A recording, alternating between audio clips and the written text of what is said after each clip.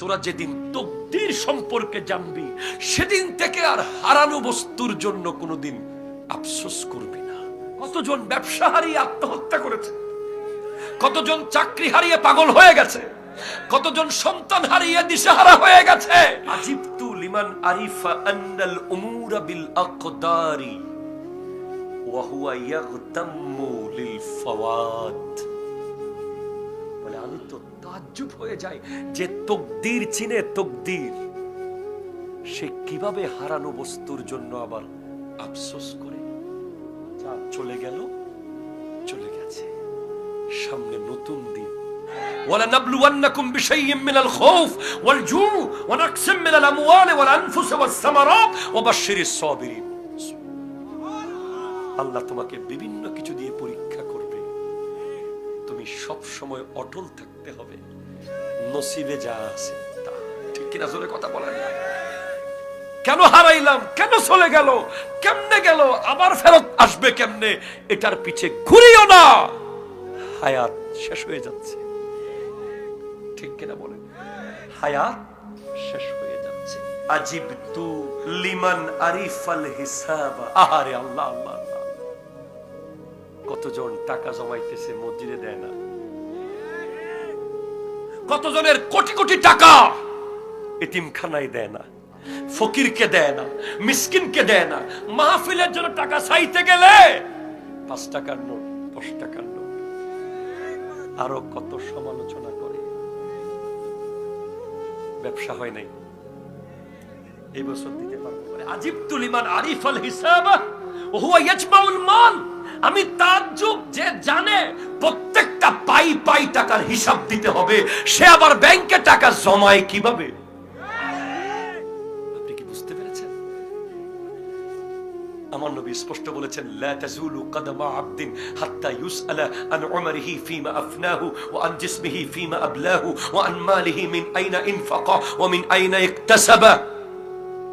কিয়ামতের দিন এক কদম বান্দা যাবে না সামনে, যতক্ষণ 5টা প্রশ্নের উত্তর দিবে না। তার মধ্যে একটা হলো, তোমার হায়াত কোন কাজে ব্যয় করেছো, তোমার শরীরের শক্তি কোন কাজে ব্যয় করেছো, তোমার টাকা কোত্থেকে ইনকাম করেছো, কোথায় খরচ করেছো। আপনি দেখবেন অনেক দারোয়ান জান্নাতে চলে যাচ্ছে, বাড়ির মালিক আটকে গেছে। কেন? দেখবেন দারোয়ানে কয়, আমি মসজিদে একটা পানির কল দিছিলাম, ওই কল দিয়া যতজন উজু করছিল আমার সোয়াব কবরে আসা গেছিল। আর মালিক কলিজা ধরে নাই, টাকা দিতে পারে নাই মসজিদে। আমাদের সমাজ এত নষ্ট হয়ে গেছে যে আমাদের সমাজে ইন্টারনেটের বিল জাস্ট টাইম দিয়ে দেয়, ডিশের বিল জাস্ট টাইম দিয়ে দেয়, ইমামের বেতন ঠিক টাইমে দিতে পারে না। ক্যাশিয়ারের পায়ের জুতার তলা চলে যায়।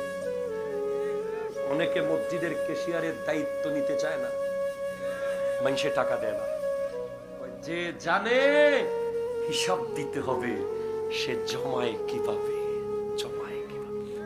বোকার মতো টাকা জমাবেন না। সন্তানকে মানুষ বানিয়ে দেন, সন্তানকে মাথার উপরে ছাদ দিয়ে দেন। টাকা ব্যাংকে রেখে কবরে গিয়ে পস্তায়া কোনো লাভ? সন্তান যে কবরের পারে যাবে এই আশা বাদ দেন। সন্তান যে গোসল করাইতে আসবে বাবার, এই সময়ে এখনকার সন্তানের নাই। লাশ দাফন করার টাইম পর্যন্ত নাই, ফলা অনেক ব্যস্ত।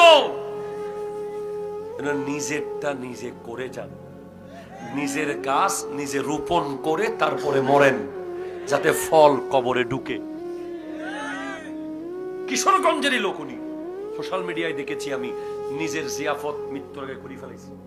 বিশাল বড়, প্রায় 20-30 হাজার লোক খাওয়াইছে, বুড়া মানুষ।